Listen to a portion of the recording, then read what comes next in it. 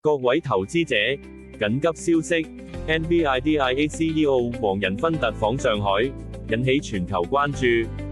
呢個動作唔單止係為咗公司年會，更可能影響到 NVDA 喺中國市場嘅未來。佢哋最重要嘅 H200i 晶片喺中國嘅審批仲係未知數，甚至俾海關擋㗎。呢個係中美科技競爭嘅關鍵閃光點，亦都直接關係到 NVIDIA 嘅巨大投資潛力同潛在風險。NVIDIA 唔單止係芯片巨頭，更係 AI 發展嘅核心動力。佢嘅營收年複合增長率達48%，EBITDA 增長率更高達66%，淨利潤增長率亦有54%，顯示公司基本面極為強勁。從長期表現嚟睇，NVDA 過去1年嘅表現遠超市場同所屬行業，分別領先0.35同0.28。更令人驚訝嘅係，佢同市場嘅聯動性高達0.96，同行業亦有0.97嘅強勁正相關，係非常穩健嘅增長信號。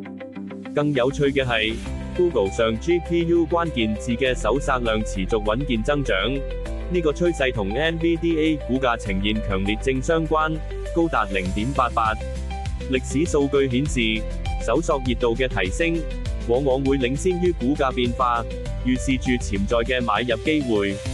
然而，投資者必須留意嘅係 ，NVIDIA 嘅 H200i 晶片喺中國嘅審批進度仍不明朗。呢個唔單止係一塊晶片嘅問題，更係中美科技競爭嘅閃光點。對公司未來喺中國市場嘅發展至關重要。雖然 NVDA 前景光明，但佢目前嘅市盈率高達46.24，市淨率亦有38.09，估值相對較高。而且喺過去3個月，佢嘅表現略遜於整體市場同行業，投資者需要謹慎考慮。你今日估咗未？本內容只供參考，並不構成任何形式之投資建議、邀約或推薦。投資有風險，買賣需謹慎。